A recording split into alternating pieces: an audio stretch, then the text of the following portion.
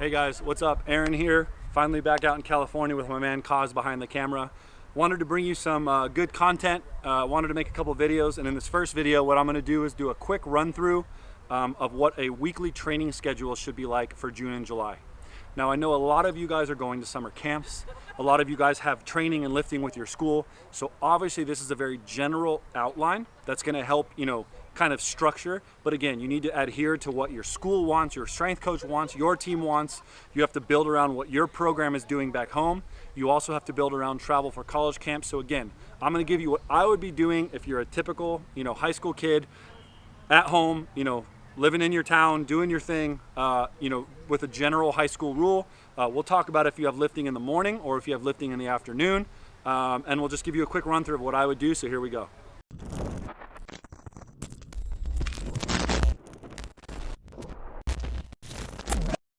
All right guys, so again, we're going over what a typical schedule should be like.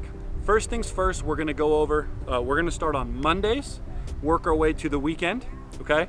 And what I do is I base my training, my teaching, my beliefs off a college training schedule. I believe for most of you guys watching this video right now that the goal is to play in college football. I base my training on the field and also what I tell guys for off the field on how a college runs their program typically. Now again, I went to UCLA in the mid-2000s. Things have changed, science has changed, performance has gotten better in all ways. So again, this is a loose basis, but I base it off what a college program would do. And the reason is, if you think about a college program, you have guys in the same room that need to gain 50 pounds, lose 50 pounds, lift the same amount of volume and maintain their weight, right? You're going full-time to class, you have to eat right, and you also have to find time to kick, to punt, to train, to catch, to throw. So again, I base it off that, and that's kind of my background with this, okay? So we're gonna start off with Mondays. Okay, actually I'll give you a broad overview. Monday through Friday, especially in June and July, you gotta understand, at a college level, it's some of the most fun times of year. Again, at UCLA, we were lifting, taking summer classes, you're getting freaking yacked, which I'm not anymore. And then we go to the beach, and then you'd have time. It's summer, you could get a summer job. It's beautiful weather outside, right? That may not be the same for a school that's not close to the beach or whatever it may be. Some of you may have to work, but again, Monday through Friday, you're taking summer classes, okay? The general gist is getting you ready for camp, which is in August. So it's the last phase of your training, right? January through April, the dark days of winter, you're laying the foundation so that in June, July, you can peak strength, speed, stamina, everything to go into camp, to then go into a 12-game season where you don't lift as much. So again, it's a lot different now for high school. Again, when I was in high school, no summer camps, right? We had kicking camps, but you pick 2 of them and you go, and the rest of the time you're at home. Now, guys are going to 1,000 kicking camps and summer camps and this, and you're being pulled in a lot of directions. So again, you have to base this around you, but my philosophy is June and July should be for getting as strong as possible. You also have to find time to kick and train and perform. Starting with Mondays. When I was in college, we had 2 different types of lifts. We had power days and strength days, and maybe that's not what they called them, but that's how I remember them. We had the days where you did clean, squat, bench, jumps, sprints, more explosive stuff. And you had other days where you did squat, deadlift, lunge, more of the heavy bulk stuff. And instead of sprints on those days, we did gassers, half gassers, etc.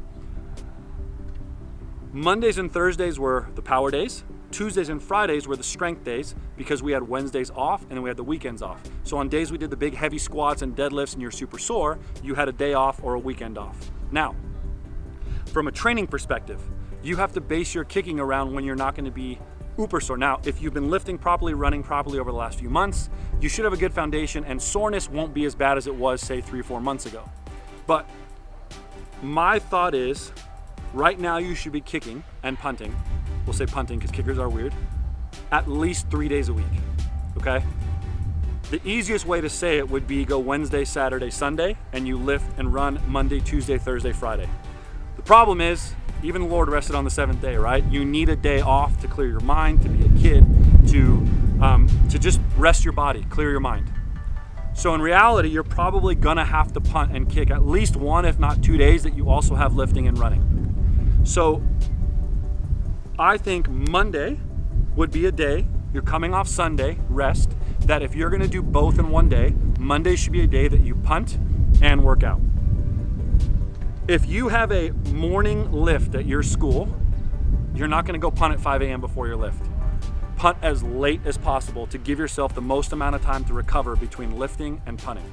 So Monday would be a lift in the morning, punt in the afternoon. If you have afternoon lifting, or you can make your own schedule, go in when you want, always punt first. You wanna punt when you're fresh, okay? You don't wanna punt and kick when you're tired. It can mess up the technique. You know, it can make you change things in the way you're swinging. And you don't wanna do them too close to each other, because for young guys that may not have the greatest, depending on how your strength coaching is and how your coaches are around you, you also don't wanna go try to lift super heavy while you're fatigued and hurt yourself. So, in a perfect world, Mondays would a day you do two, punt and lift. Preferably punt in the morning, lift in the afternoon. So again, it depends on what your schedule is. If you have to lift in the morning with your team, give yourself 4, 5, 6 hours and punt at night, okay, as fresh as possible. Try not to do too much between then and recover. Tuesdays, primarily just lift and run, right? Knowing that Wednesday you might give yourself a day off, or you might get the rest of the day Tuesday, take the whole morning on Wednesday off and punt in the evening on Wednesday, right? You're giving yourself 24 hours. Tuesday would be a lift day, lift and run. Wednesday can be an off day or a punt day.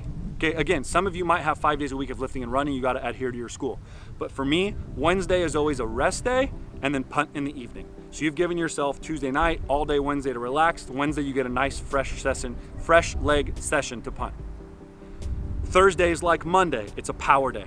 So you're gonna, again, same as Monday, get your sprints and all that in the morning, punt in the afternoon. If you can lift in the afternoon, punt in the morning, okay? I would also potentially take either Thursday or Friday off from punting. In a perfect world, I would go Monday, Wednesday, Saturday. That's the perfect days, let me just get that out there. But Thursday would be like Monday if you wanted to punt. Typically, guys, as I said, I would punt Monday, Wednesday, and then a weekend day.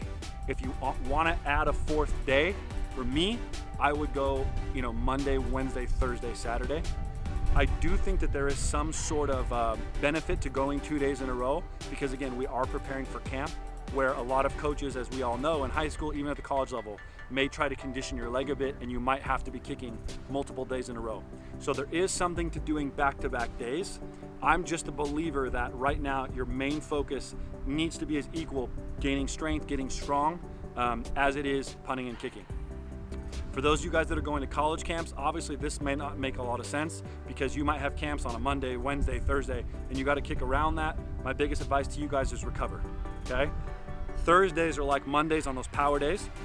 Friday is like Tuesday. It's the strength days, the squats, the deadlift, everything like that, okay? Friday and Tuesday, you're not gonna punt those days if you can help it, because again, you don't wanna be squatting, lifting, deadlifting, and then go trying to punt and kick. It's gonna blow your leg out. Saturday would be one of my main days, along with Wednesday, that I'm getting a full, good, long training session. Typically, as a punter and kicker in the off season, if you get a chance, those are the days you're gonna try to have your boy snapper to come out, okay, returners. Obviously, if they can come out every day, great, but you also wanna be working as much op time as possible when you get a chance with your snapper. Monday, Wednesday, Saturday, okay? Adding a fourth day, I would add Thursday. That would be me. Sunday, I would rest and I would go do high school kid stuff, okay? Now within that, really quickly, Mondays and Thursdays, the days that you have to double up, I would do more of a workout-based training session. And what I mean by that is this. We're now getting close to season. Long gone are the days you're going out and punting 150 punts, okay? I would rather you hit 50 punts, 10 warm-ups, okay, you have 40 balls left, 12 balls right, 12 balls left, that's 34. 6 pooches, that's 40, 4 backed up, and then 4 just balls down the middle, whatever it may be, and you can alter that how you want. But Mondays and Thursdays, the days that you have to double up the training, I want it to be a workout-based training session. Give yourself a set amount of balls. Again, 10 balls to warm up, 4 right, 4 left, 4 pooch from the plus 40, 4 backed up, then switch the other way on the field. 4 right, 4 left, 4, and be done. That's it. the main thing to focus on now on those days is you're not doing sets of 6 or sets of 8. You're doing 6 sets of 1, 8 sets of 1, because in the games we only get 1 punt. So make your training sessions based around that. I tell guys all the time, I don't care how many balls you have. Bring 3 or 4 balls out and that's it. Don't give yourself 8. Oh, I missed the first 2 and at the second 2 were good. Nope. Give yourself 3 balls. You got to be good on 3 balls. On the days that you have days off, Wednesdays and Saturdays, you can push the rep count a little bit, okay? You can go out and hit 80 balls. Still have a structure, staircase the field, start backed up, work way down. If you're struggling with going left, work maybe 30 balls going left. If you're struggling going right, vice versa. If you're struggling on op time, make that focus op time, okay? But now, all of this, for guys that want to play at a high level, you should be under 1.5, period, even out of your hands. Preferably 1.4 if we can. You should be getting locked in with direction. You shouldn't be hitting a lot of straight punts. I always tell my guys, I'd rather you be overtrained and let your coach tell you to punt the ball down the middle, rather than undertraining your coach asks you to punt right or left and you don't know what to do. So on the days that you're kicking with no other lifting or running, those can be your longer days of punting and kicking, okay? So Wednesdays and Saturdays, given my structure. So again, Mondays, Thursdays, power days, Tuesday, Friday, strength days. Again, that's what in a perfect world, if you had a blank sheet of paper, you have to follow your strength and conditioning coaches at high school. However, the reason I say that is on a lighter days in the weight room, some coaches might, let's say, stagger upper body, lower body. Upper body days, go kick on that day. Don't kick on lower body days, okay? You're not being a hero trying to kick on the days that you're super tired. You're gonna hurt yourself. Kick on 2 days that you have no training. So Wednesday, Saturday.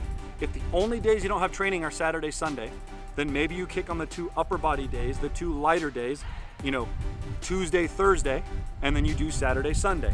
But again, I would love for you to have 1 day where you just rest, okay? Because what is expected of you guys now as high school athletes, as specialists, is insane, okay? I'm gonna allow comments down below for you guys to tell me about your schedule, and I'll try to answer as many as I can. If you have any, questions on your specific schedule, I'd love to help. Again, I'm not a strength coach. I'm not your coach per se.